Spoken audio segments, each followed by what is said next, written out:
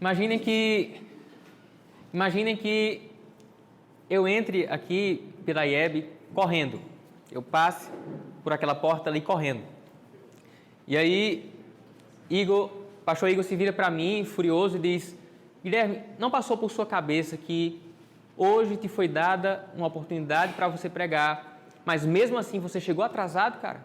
Mesmo assim, mesmo com essa oportunidade, você chega no fim do culto, você chega atrasado. E aí eu me viro para ele e digo: pastor, o senhor tem que me perdoar.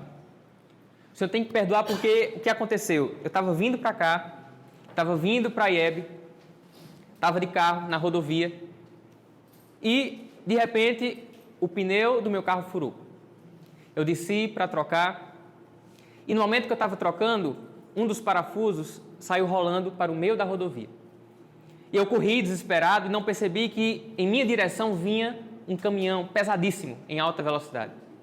E esse caminhão me atinge. Esse caminhão passou por cima de mim, me atropelou.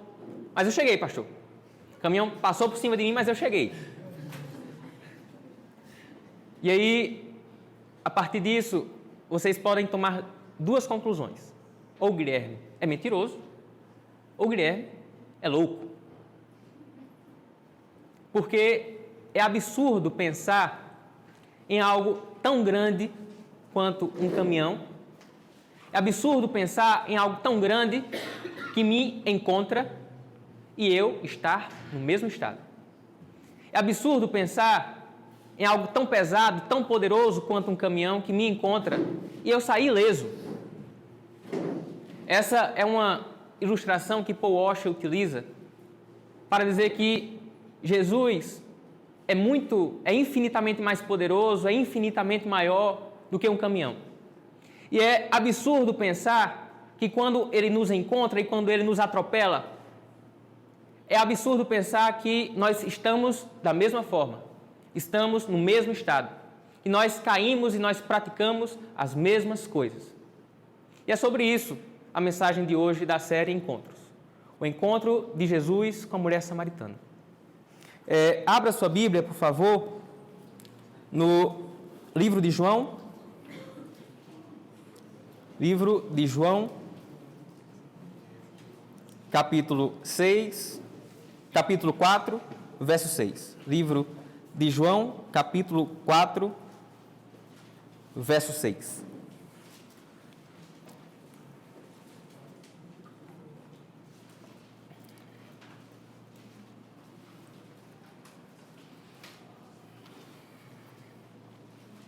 Havia ali o poço de Jacó.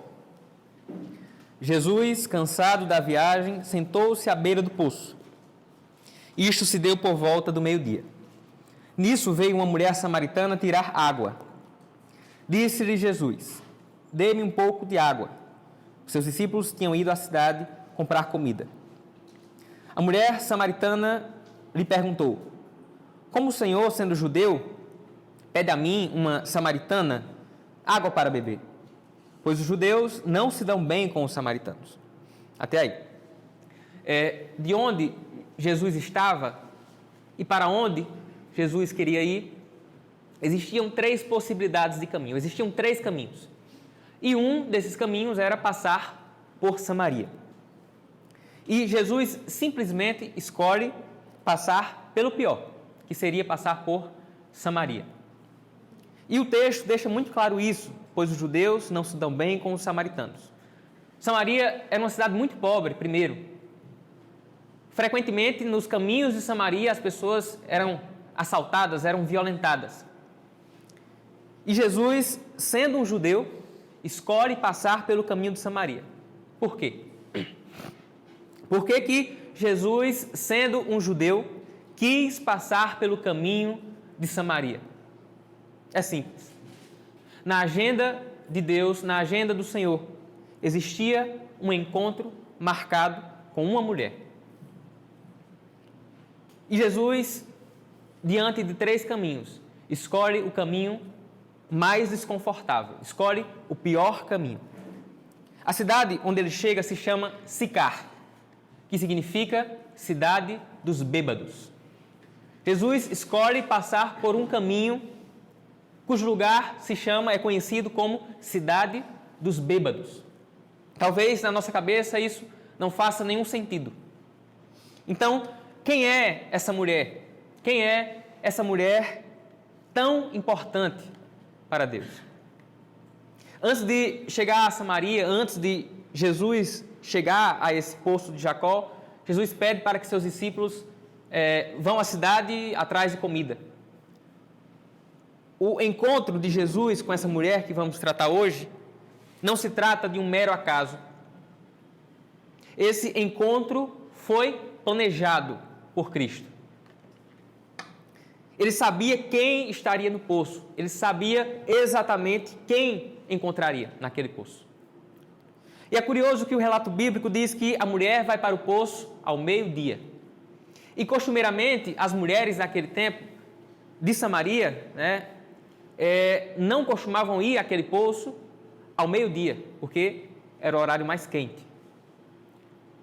Geralmente elas iam no início da manhã, em grupo, até porque, na volta, elas carregariam cântaros cheios de água, pesados. Então, elas iam em grupo e ajudavam umas às outras, iam no início da manhã, que era um horário mais frio. Inclusive, essa água, elas utilizariam nas tarefas cotidianas, nas tarefas matinais, inclusive. Só que essa mulher em questão, primeiro, ela está indo sozinha e está indo ao meio-dia, no horário mais quente. Então, por que ela estava indo? Primeiro, sozinha, e por que ela estava indo ao meio-dia?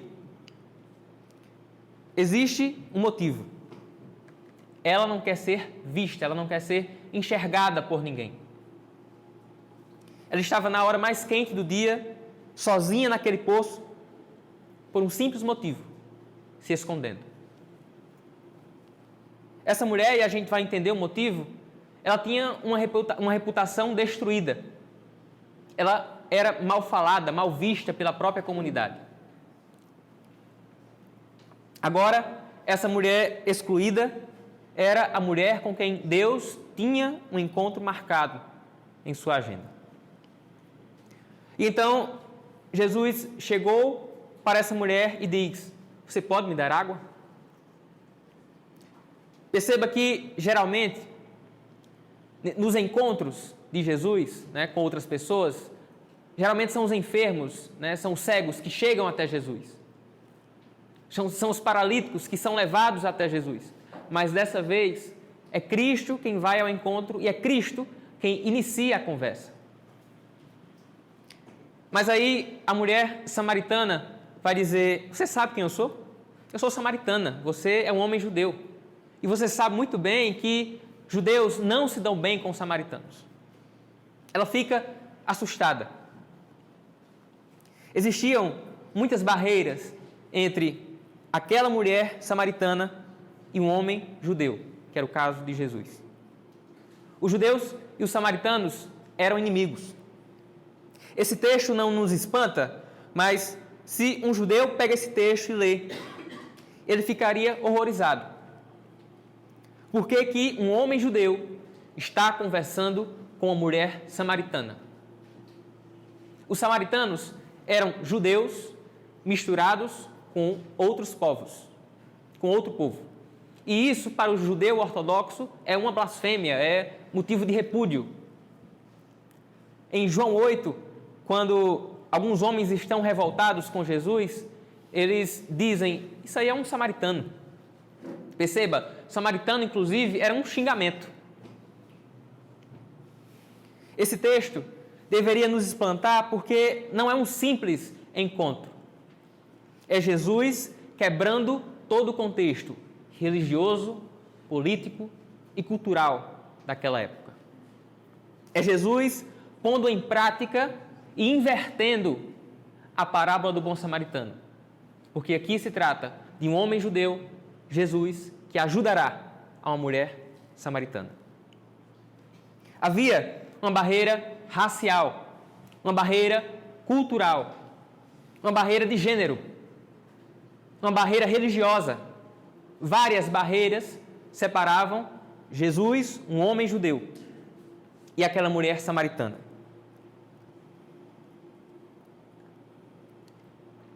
Assim como a mulher samaritana. Assim como a mulher samaritana, existiam muitas barreiras entre nós e Jesus.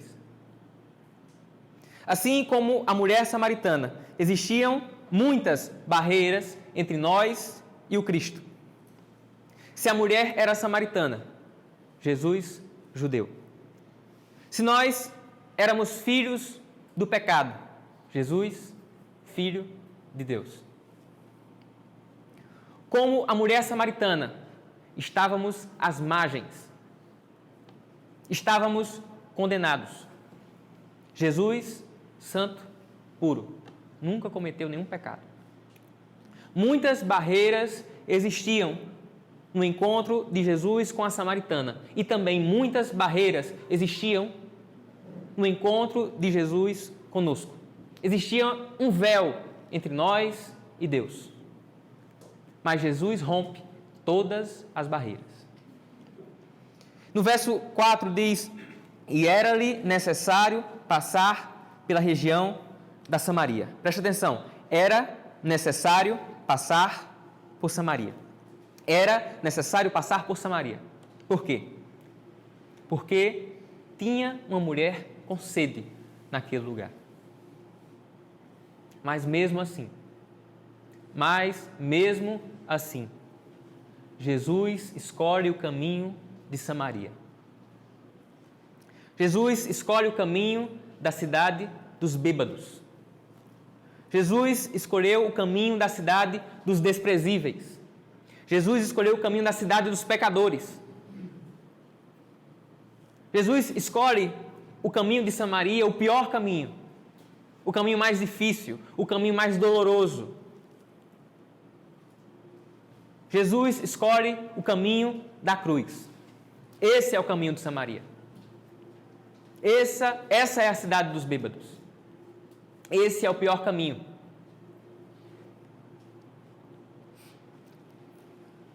João, capítulo 4, verso 9. Já estamos nesse encontro de Jesus com a mulher samaritana. A mulher samaritana lhe perguntou: como o Senhor, sendo judeu, pede a mim, uma samaritana, água para beber? Pois os judeus não se dão bem com os samaritanos. Jesus lhe respondeu: se você conhecesse o dom de Deus e quem lhe está pedindo água, você teria pedido e ele lhe teria dado água viva. Disse a mulher: o Senhor não tem com que tirar água do poço, e o poço é fundo. Onde pode conseguir essa água viva? Acaso o Senhor é maior do que o nosso pai Jacó, que nos deu o poço, do qual ele mesmo bebeu, bem como seus filhos e seu gado? Jesus respondeu: quem beber desta água terá sede outra vez, mas quem beber da água que eu lhe der nunca mais terá sede. Pelo contrário, a água que eu lhe der se tornará nele uma fonte de água a jorrar para a vida eterna. A mulher lhe disse: Senhor, dê-me dessa água, para que eu não tenha mais sede, nem preciso voltar aqui para tirar água. A gente precisa entender que essa passagem, esse texto, retrata uma imagem. E a imagem retratada nesse texto é de uma fonte sentada sobre um poço. Esse encontro descrito em João é de uma fonte sentada sobre um poço. Veja o verso 11. Disse a mulher: o Senhor não tem com que tirar água, e o poço é fundo. Onde pode conseguir essa água? E a palavra poço vem do grego frear, que é de onde deriva a nossa palavra portuguesa, da língua portuguesa, lençóis freáticos. E o significado de poço aí seria o que a gente entende por cacimba. Mas olha o que diz Jesus no verso 14: mas quem beber da água que eu lhe der, nunca mais terá sede. Pelo contrário, a água que eu lhe der se tornará nele uma fonte de água a jorrar para a vida eterna. E a palavra fonte aí não é frear. É como se Jesus está dizendo: mulher, a sua vida é como esse poço. Mulher, a sua vida é como essa cacimba. Essa cacimba de águas paradas que junta lodo. A sua vida é assim. A sua vida é como esse poço. A sua vida é esse poço, essa cacimba que tem água, mas a qualquer momento pode faltar. Essa cacimba de águas paradas, cheia de lodo. Essa é a sua vida, mulher. Mas o que eu tenho a oferecer e o que eu tenho a apresentar não é um poço, não é uma cacimba, mas é uma fonte a jorrar água para a vida eterna.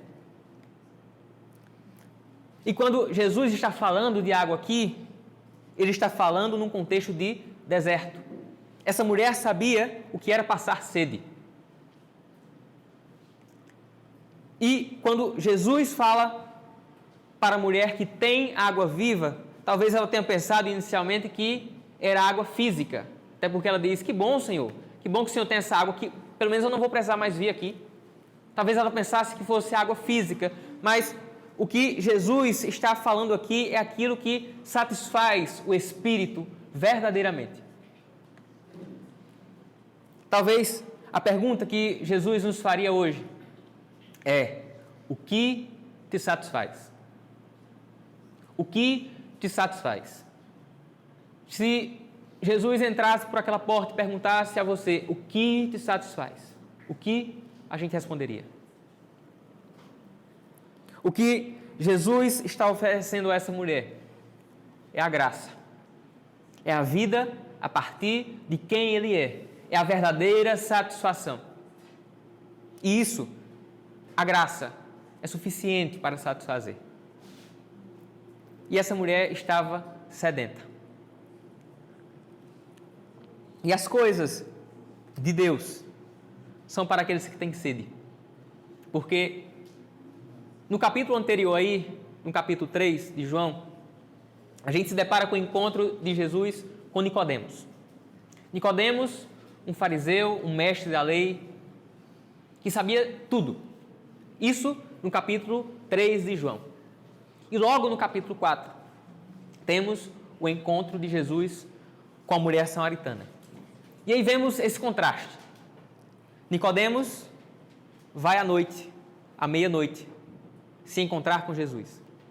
A mulher samaritana vai ao meio-dia se encontrar com Jesus. E dessa vez, não é a mulher samaritana que o encontra, mas é Cristo que encontra a mulher samaritana.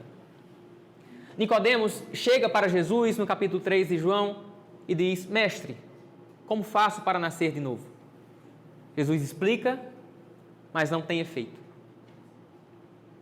Já a mulher samaritana, uma imoral, uma inculta, a mulher samaritana diz: Messias, Salvador. Veja que Nicodemos trata Jesus como mestre. E a mulher samaritana tratará Jesus como Messias. Dai-me de beber dessa água para que nunca mais eu tenha sede. Existem duas formas de agir quando Jesus nos encontra. Ou você age como Nicodemos no capítulo 3 e diz: Mestre, o que eu preciso fazer? Qual é a lista que eu preciso cumprir? Quais são as obras? Qual o serviço que eu tenho que fazer? Ou você aborda Jesus, ou melhor, quando Jesus te aborda, ou você age como a mulher samaritana e diz: Messias, meu Salvador.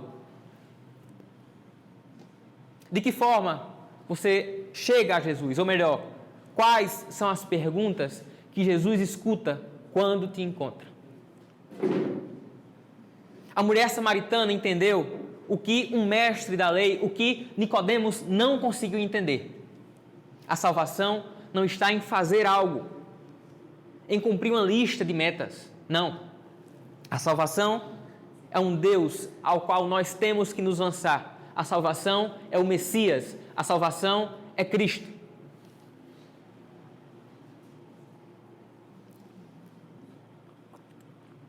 E num certo momento da conversa, quando Jesus já ganhou o coração dela, Jesus a conduz ao arrependimento. Para entrar pela graça, é necessário primeiro se reconhecer pecador. E aí a mulher pede água e Jesus diz, no verso 16, e ele lhe disse, vá, chame o seu marido e volte. Não tenho marido, respondeu ela. Disse-lhe Jesus, você falou corretamente dizendo que não tem marido. O fato é que você já teve 5 e o homem com quem agora vive não é o seu marido. O que você acabou de dizer é verdade. Disse a mulher, Senhor, vejo que é profeta. Até aí. O que Jesus está querendo dizer para ela é, viu só como você precisa de mim? Viu só como você precisa da água que eu tenho para oferecer para você? Jesus está caminhando com essa mulher para um arrependimento verdadeiro, genuíno. Para ele entregar a água, é necessário primeiro o arrependimento. Mas por que Jesus pediu para essa mulher chamar o seu marido? Por que Cristo disse para ela, mulher, chame o seu marido? Como se Jesus quisesse despertar nela, no coração dela, o senso de pecado. E, consequentemente, a necessidade de arrependimento, a necessidade de perdão. Ninguém pode receber o evangelho da graça, a não ser que chegue primeiro a uma conclusão. Eu estou perdido, eu estou arruinado, eu preciso dessa água. Verso 20. Nossos antepassados adoraram neste monte. Mas vocês, judeus, dizem que Jerusalém é o lugar onde se deve adorar. Jesus declarou, creia em mim, mulher. Está próxima a hora em que vocês não adorarão o Pai, nem neste monte, nem em Jerusalém. Vocês, samaritanos, adoram o que não conhecem. Nós adoramos o que conhecemos, pois a salvação vem dos judeus. No entanto, está chegando a hora, e de fato já chegou, em que os verdadeiros adoradores adorarão o Pai em espírito e em verdade. São estes os adoradores que o Pai procura. Deus é espírito e é necessário que os seus adoradores o adorem em espírito e em verdade. Veja que essa mulher faz talvez a pergunta mais teológica do Novo Testamento. A pergunta que nenhum mestre da lei ousou fazer para Jesus. Porque a dúvida dela é sobre adoração. Essa mulher tinha muita sede. Ela só estava adorando no lugar errado. E então Jesus responde, não é sobre um lugar, mulher. Não é sobre aqui ou sobre Jerusalém. Mas é sobre a quem adorar e como adorar. Essa mulher estava preocupada com o lugar da adoração. Ela estava com o foco errado. E Jesus chega para alinhar o coração dela. Não é sobre um lugar, mas é sobre a quem adorar e como adorar. É a adoração no lugar correto. E Jesus responde, e como vamos adorar? Em espírito e em verdade. Veja que espírito está grafado com letra minúscula. Devemos adorar de todo o coração, de toda a alma. Adorar, no original, significa aquele que se prostra, aquele que, como Maria, vivia aos pés, prostrado aos pés de Jesus. Deus não tem necessidade de adoração. Ele não precisa, ele é completo. Então, por que ele está à procura de adoradores? Veja que Deus não está procurando adoração. Ele busca o coração dos adoradores. Ele não quer a sua adoração, ele quer você. Deus procura adoradores. No verso 25, disse a mulher, eu sei que o Messias, chamado Cristo, está para vir. Quando ele vier, explicará tudo para nós. Então Jesus declarou, eu sou o Messias, eu que estou falando com você. Ela já estava desconfiada. E aí Jesus chega e diz, chegou a hora, eu sou o Messias. Então, para uma mulher samaritana, inimiga dos judeus, Jesus se revela e entrega tudo o que ela mais queria: a água viva. Jesus se revela pela primeira vez em público. Os seus discípulos já sabiam que ele era o Messias, mas Jesus se revela pela primeira vez em público, nesse momento, para uma mulher pecadora, imoral, samaritana. Vejam que a conversão dessa mulher foi progressiva. A conversão dessa mulher foi progressiva. Primeiro, ela toma Jesus como um homem desconhecido, um homem judeu, inimigo. Primeiro, ela toma Jesus como um homem judeu inimigo. Segundo, ela diz: será tu maior do que o nosso pai Jacó? Terceiro, ela diz: vejo que és profeta. Quarto, Messias, meu Salvador. Esse não será, ou esse não é o nosso processo de conversão? De inimigos de Deus para filhos. Daqueles que andavam de poço em poço à procura de água. De poço em poço à procura daquilo que traga satisfação. Esse é o nosso processo de conversão. De inimigos para filhos. Para aqueles que experimentam da água viva. E o texto bíblico diz que aquela mulher samaritana foi machucada por 5 maridos. Ela foi machucada por 5 maridos. E o homem com quem ela estava agora não era o marido dela. Ela foi machucada por 5 maridos. Até o momento em que ela encontrou o verdadeiro noivo.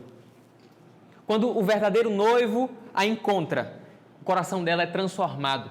E aquilo que ela não conseguiu encontrar em 5 maridos, o verdadeiro noivo, Jesus, apresentou a água viva. Uma fonte de água viva sentada sobre um poço. Essa é a imagem. Jesus sentado sobre o poço é uma fonte de água viva sentada sobre um poço. Para o poço, ela precisava ter ferramentas, ela precisava ter balde, precisava ter corda. Para a fonte, para Jesus, ela só precisava abrir o coração. Um poço podia satisfazer as necessidades momentâneas. Jesus, a fonte, é uma satisfação completa. Um poço, preste atenção nisso, um poço pode não deixar você morrer de sede, momentaneamente. Um poço pode não deixar você morrer de sede, momentaneamente. Mas na fonte, ainda que você morra, viverá. A questão é, de onde nós temos escolhido beber água? Do poço? De cacimbas sujas, cheias de lodo? Dos prazeres momentâneos? Daquilo que é momentâneo? Ou da fonte de água viva? João 4, 28. Livro de João 4, 28. Mais à frente aí. Então, deixando o seu cântaro, a mulher voltou à cidade e disse ao povo: venham ver um homem que me disse tudo o que tenho feito. Será ele que não é o Cristo? Então saíram da cidade e foram para onde ele estava. Até aí. Então, deixando o seu cântaro. A mulher foi para o poço com uma missão: buscar água.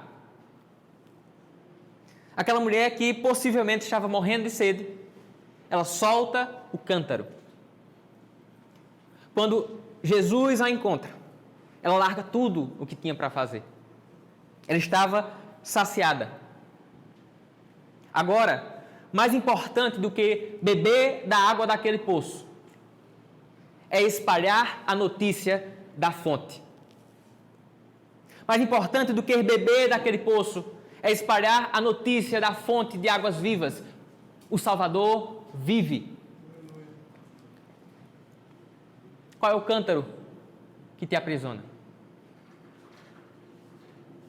Qual é o cântaro que te impede de levar o Evangelho? Essa mulher agora se transforma numa mensageira daquilo que a transformou. Essa mulher se transforma numa missionária. De pecadora, excluída, torna-se uma missionária. Esse é o processo de Deus para nós. Talvez a gente tenha que deixar cântaros. Deixar aquilo que pesa sobre os nossos ombros. Deixar o cântaro do medo. Deixar o cântaro da vergonha. Deixar o cântaro da estabilidade. Deixar cântaros. E a Bíblia diz que ela correu para anunciar Jesus. E a mulher samaritana entrou na cidade dizendo: conheci um homem. Conheci um homem. É impossível ser atropelado por um caminhão e sair do mesmo jeito. É impossível ter um encontro com Jesus e viver a mesma vida e estar do mesmo jeito. É impossível ter um encontro com Jesus e não anunciar para toda a cidade e dizer: conheci um homem.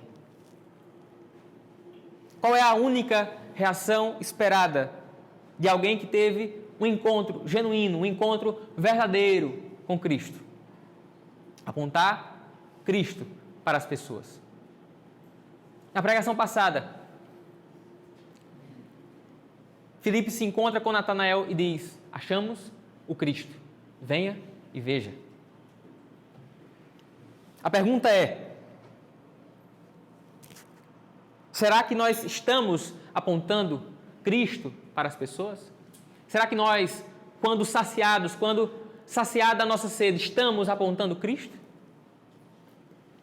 No momento em que eu e você estamos satisfeitos, quando a nossa sede é solucionada automaticamente, nós devemos nos tornar sal.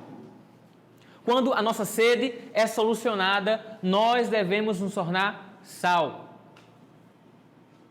As pessoas estão por aí desesperadas à procura de água. Estão desesperadas andando de poço em poço, procurando algo que lhes satisfaça.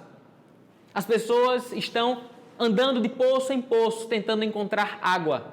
E quando elas provarem de nós, nós devemos ser sal, para provocar ainda mais sede, para que possamos apresentar a água viva.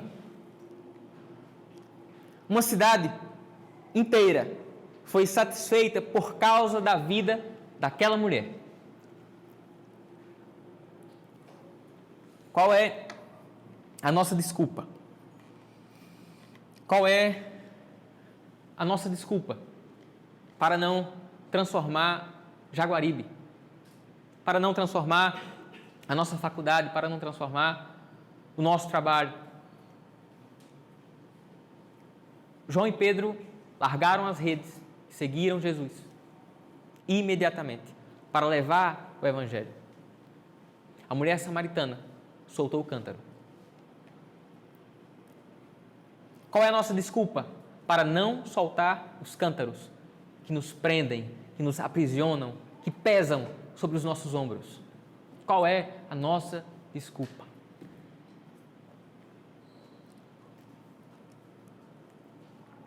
Verso 39.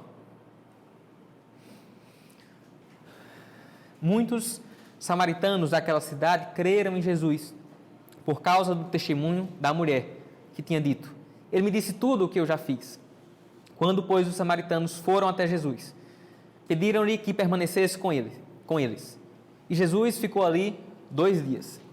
Muitos outros creram nele por causa da palavra de Jesus.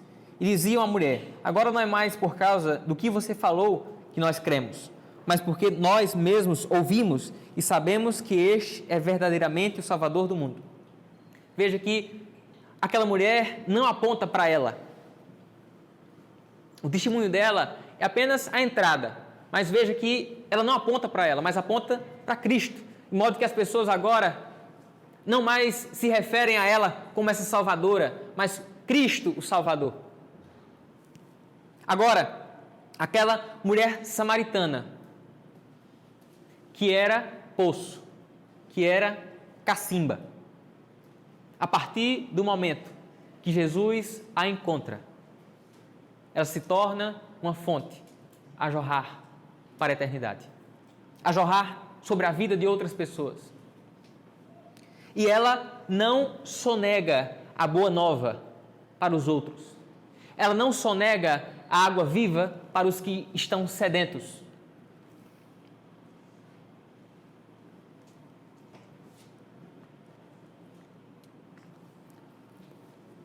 Quando nós olhamos para a palavra, quando nós resgatamos a memória bíblica,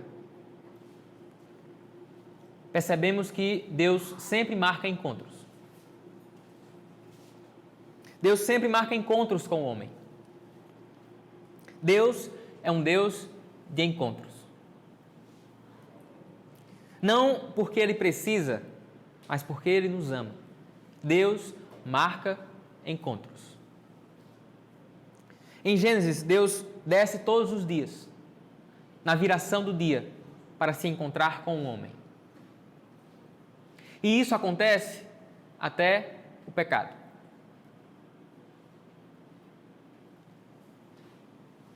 Durante todo o Antigo Testamento, Deus se encontra com alguns. Deus marcava encontro com alguns. No tempo de Moisés, Deus se tabernaculariza no meio do povo. Apenas o sumo sacerdote poderia entrar no Santo dos Santos, um encontro. No tempo dos profetas, alguns desses profetas que a gente lê, Elias, Eliseu, se encontrava com Deus, tinha encontros com Deus. Mas perceba, são alguns homens, pontuais, específicos. A face de Deus estava encoberta para nós. Um véu cobria a face de Deus, fruto do nosso pecado. Mas chegamos no Novo Testamento e Deus acha uma maneira de proporcionar um novo encontro. Deus acha uma maneira de proporcionar um novo encontro. Qual é a maneira que Deus encontra? É Cristo, é Jesus. E a vinda de Jesus é a descrição de uma das parábolas que mais amo. Quem dentre vós, tendo 100 ovelhas, ao perder uma, não deixará as 99 para encontrá-la, e achando-a, colocará-la sobre seus ombros, levará para casa e fará uma festa. O Evangelho é uma perseguição de Deus para com o homem. Não é sobre o homem encontrando Deus, é Deus encontrando o homem. Não é nós quem fomos atrás, é Ele quem veio até nós, é Ele quem nos achou.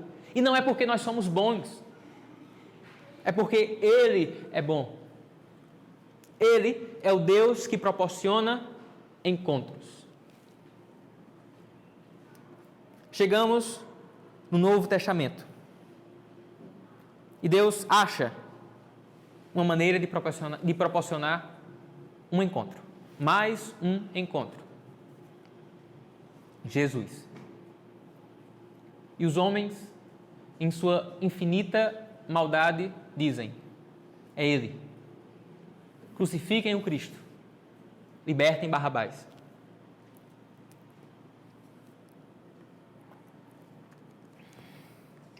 E Jesus, cansado da viagem, sentou-se à beira do poço.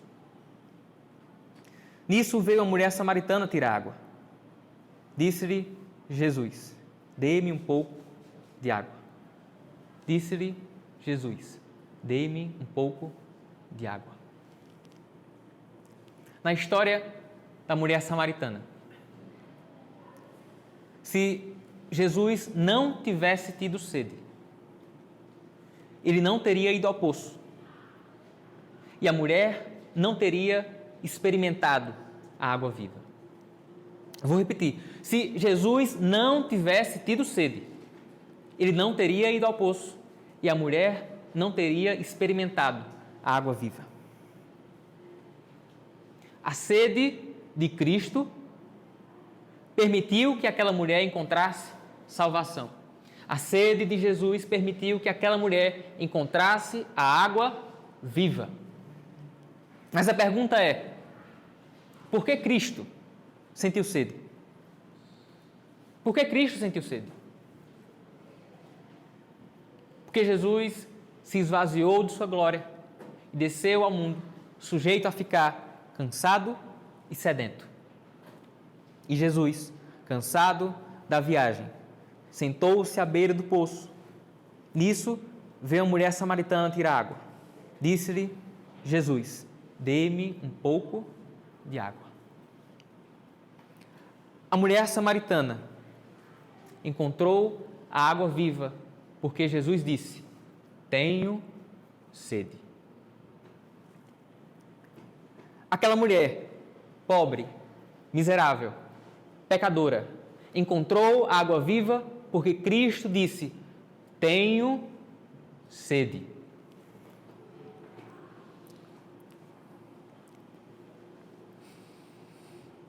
Mais à frente, no mesmo livro de João, em João 19, 28, diz que depois,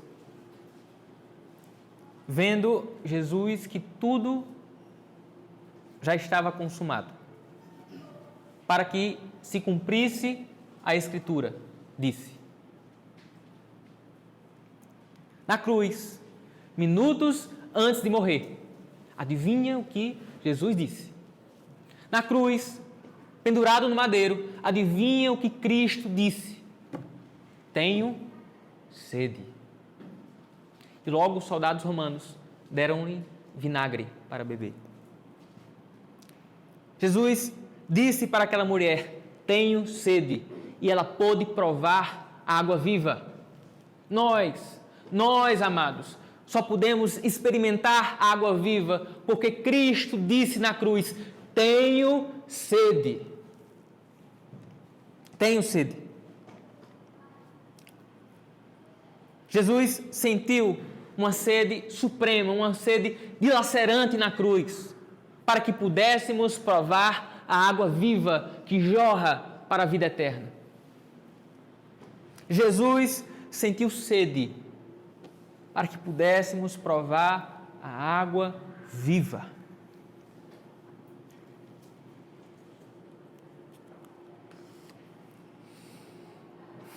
Mas, antes de ressuscitar, ele disse: eu vou preparar um lugar. Eu vou preparar um lugar. Haverá mais um encontro. Haverá mais um encontro. 1 Tessalonicenses 4,15. E nós, os vivos, seremos arrebatados e nos encontraremos com Ele nas nuvens e estaremos para sempre com Ele. Haverá mais um encontro. Há mais um encontro preparado. Mas há um desejo que se sobrepõe a esse encontro. Todo encontro começa e termina. Todo encontro tem um momento em que ele se inicia, um momento em que ele acaba. Todo encontro começa e termina. A eternidade começa. Há um encontro eterno preparado. Há mais um encontro.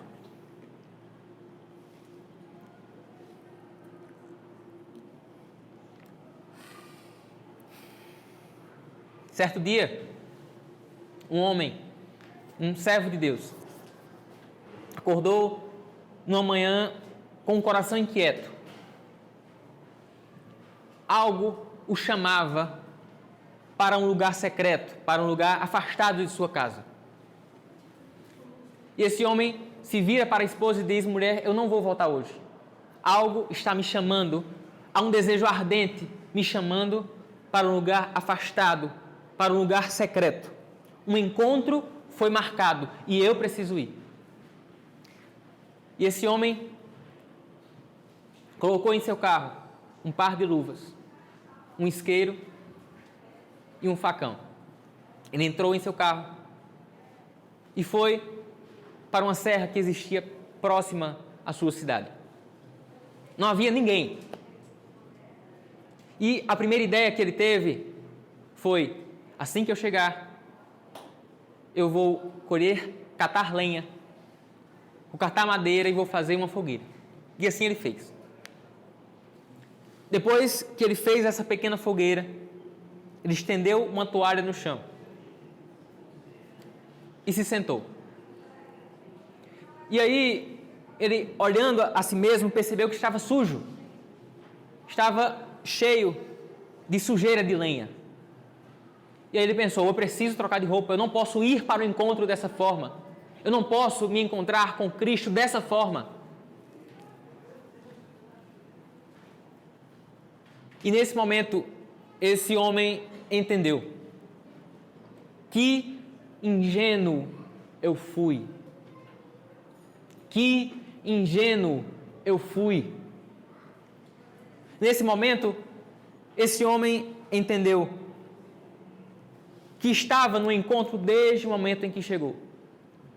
Que ingenuidade a minha em achar que eu precisava me limpar para ir para o encontro, sendo que o que me limpa é o encontro, sendo que o que me santifica é o encontro, sendo que o que me transforma é o encontro. É o encontro com Jesus. É estar nele que me transforma.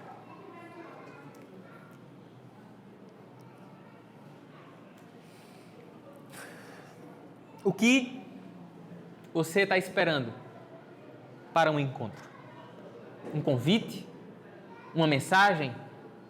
Imagina que numa certa manhã você acorda e vê deslizando por debaixo de sua porta uma carta. E você abre a carta e diz: oi, sou Deus.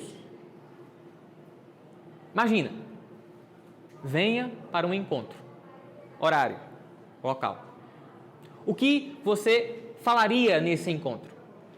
O que você falaria se soubesse que o Criador do Universo está te dando o privilégio de ter um encontro com Ele? O que você falaria?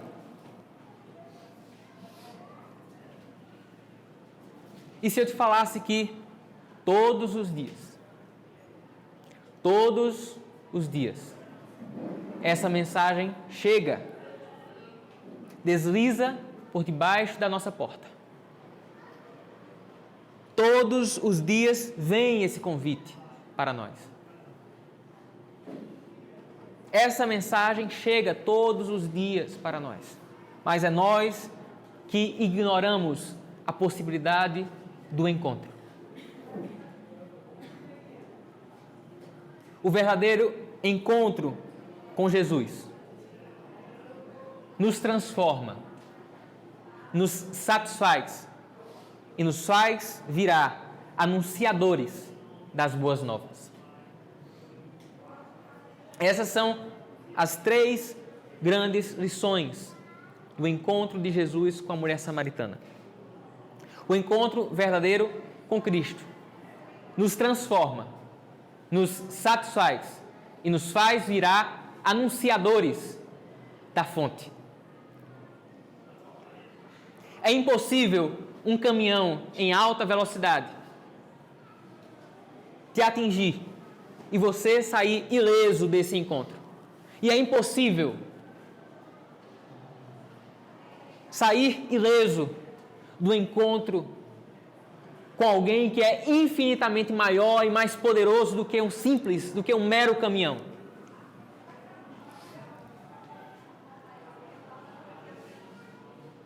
O Senhor quer te encontrar hoje. Um encontro foi marcado para você. Apareça no encontro. Quando você chegar em casa, apareça no encontro. Quando, na próxima semana, apareça no encontro. Vá aos encontros. Se lance aos pés do Eterno. Compareça no encontro. O caminho está preparado para você. Curva sua cabeça, feche seus olhos.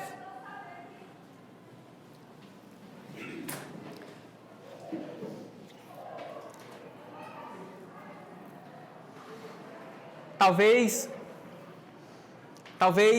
você esteja vindo para a igreja,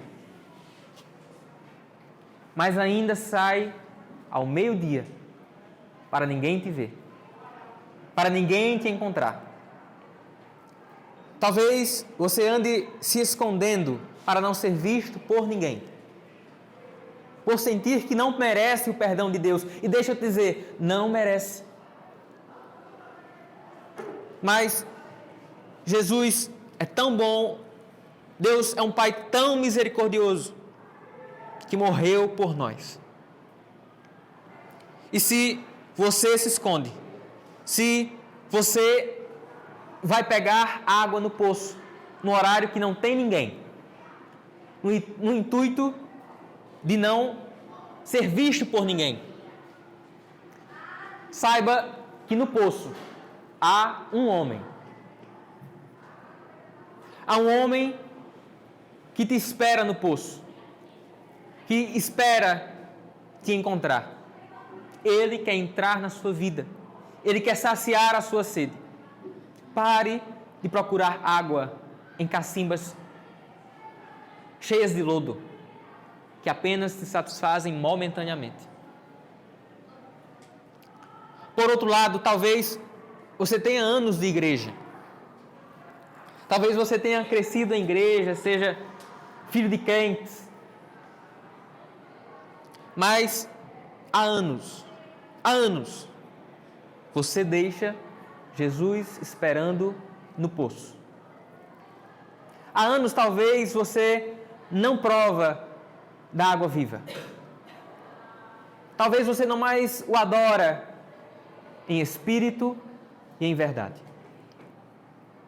Talvez você esteja há anos na igreja, mas ainda procura satisfação em poços momentâneos, nos poços dos prazeres. De quais poços você ainda insiste em retirar água?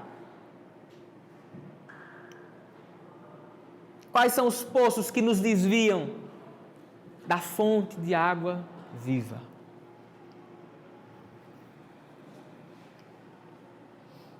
Jesus mandou os seus discípulos buscarem comida na cidade. Só está você e ele no poço. Deus te espera no secreto. Deus te espera no secreto do poço. Num lugar onde ninguém está. Apenas você e ele. Deus te espera no secreto. E nesse encontro, o adore em espírito e em verdade. Só tem você e ele. Não se preocupe com quem está do seu lado. Se você quiser se ajoelhar, se ajoelhe. Só tem você e ele no poço. Não há mais ninguém. Ele mandou os discípulos irem buscar comida na cidade. Só tem você e ele no poço.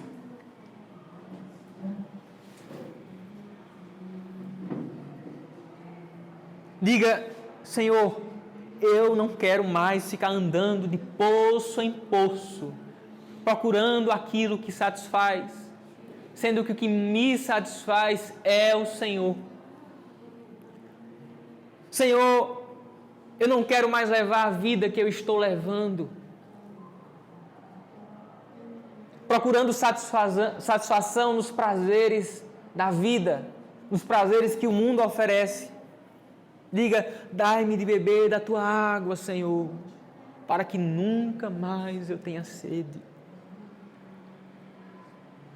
Que todos os dias eu venha estar sedento pela tua palavra, Senhor, sedento por tua água. Faça sua oração pessoal.